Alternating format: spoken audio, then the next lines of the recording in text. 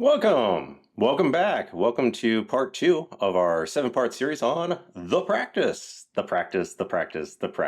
where we provide you a quick start guide to the practice as outlined in the Recovery Dharma Recovery Workbook. And if you don't have a copy of the book, get a copy of the book. There'll be a link to a PDF in the description below to help you get a copy of the Recovery Dharma book.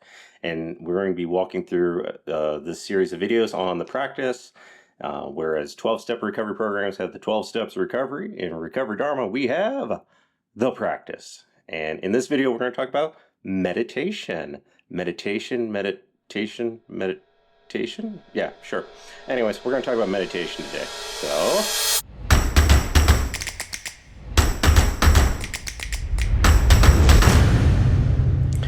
meditation. We commit to the intention of developing a daily meditation practice. We use meditation as a tool to investigate our actions, intentions, reactivity, and the nature of our mind. Meditation is a personal practice, and we commit to finding a balanced effort towards this and other healthy practices on the path. Meditation! I love meditation. Meditation is a game changer. If there was only one thing that I could teach every single person in the world, it would be meditation. And actually, if you ever want to go down a YouTube wormhole, just Google or YouTube meditations. Everybody apparently is a meditation teacher now. There's an endless number of meditation guides out there for those who are interested. But meditation is one of those life-changing experiences for those of us who are in recovery from addictions of all kind. One of my favorite quotes is from the teacher Joseph Goldstein, who I quote on here often. And one of his first teachers had the simple advice when he was just beginning to learn begin his Buddhist exploration of Buddhist practice principles.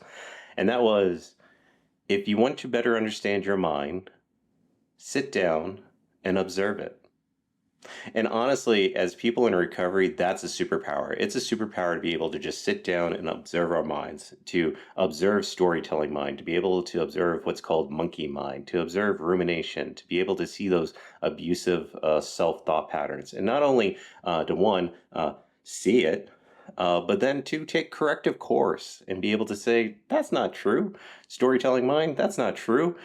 And a meditative practice is definitely a personal practice. There's many, many different approaches to practice. However, this is a Buddhist approach to recovery from addictions of all kinds. So if you're new to recovery, specifically Recovery Dharma and the Buddhist approach to recovery, establish a daily meditative practice as soon as you can.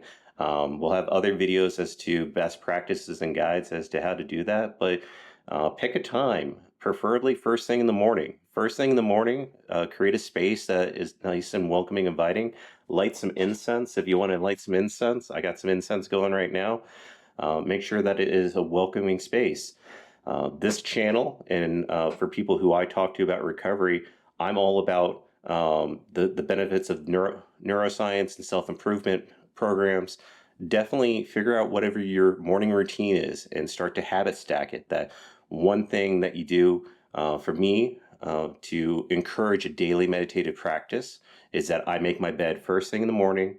Number 2, I get the coffee. And number 3, I start to do at least 10 minutes of meditation every single morning, non-negotiable.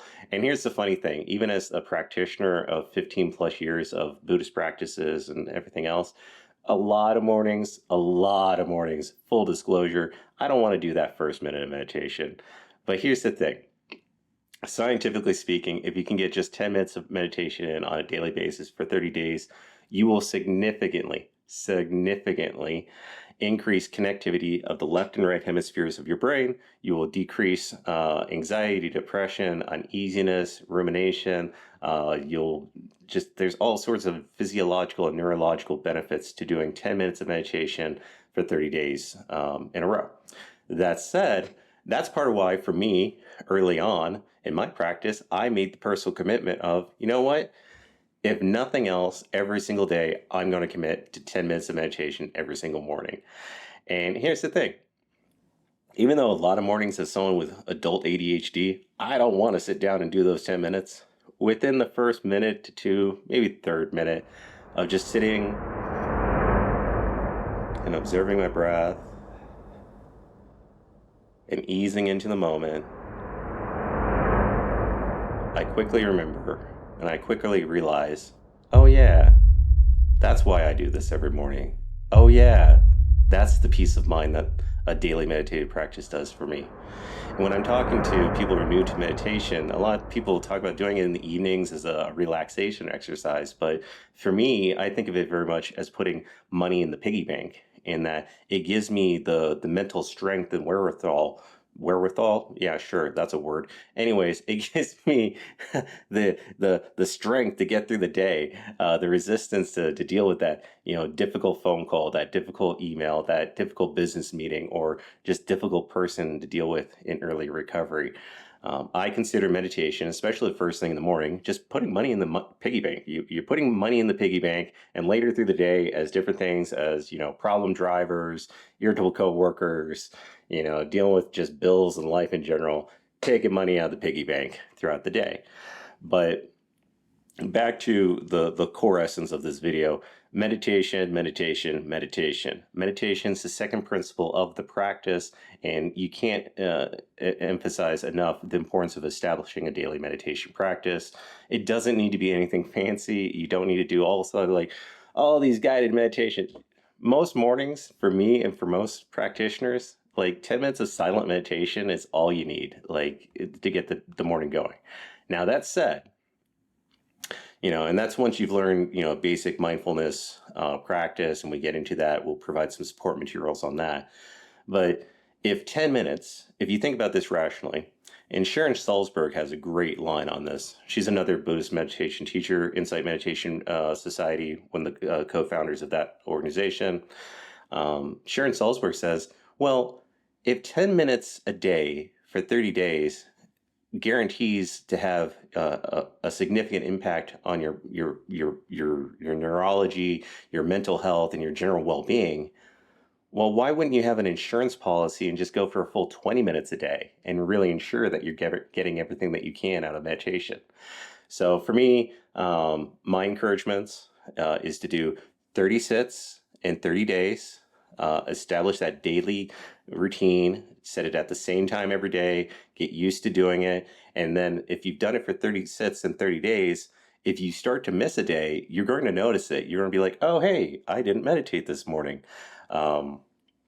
Get into it. Don't make it bigger than it is. If you can't do 10 minutes, do 5 minutes. I have a friend who we said, listen, what's the minimum that we could get you to do every single morning that you could say, Dad, I can't say no to 5 minutes a day. So do the 5 minutes. And then at the end of the 5 minutes, if you're like, you know what, that wasn't so bad, do another 5 minutes. Or if you do the 5 minutes and it wasn't so bad, just realize that any time you do after that, 2 minutes, 3 minutes, 10 minutes, 20 minutes, that's all bonus time. So full disclosure, I'm really big into the gamification of my recovery. So I like doing 30 sits in 30 days. I like to encourage people to set those goals. I like to encourage people to feel like they're making progress in their recovery, feel like they're making progress with their meditative practice. Full disclosure, that is not a traditional Buddhist teacher thing to be telling you. I don't care. I'm all about recovery. I'm all about self-improvement. I'm all about the gamification of this stuff. If that means it helps people get sober, figure out meditation, and how to turn their lives around. So yeah, feel free to gamify this stuff. And if you're opposed to that, leave a comment in the comment below. If you found this video helpful, hit a like, because that's how the Google algorithm works. I don't know. Thank you so much for watching this video. Thank you so much for recommending it to other people. Thank you for your interest in Buddhist recovery. And in the next video, we're going to talk about meetings. Oh my God, a meeting-based recovery program? That's unheard of. I know, right? So yeah, stick around, because the next video is on meetings. Let's go to it.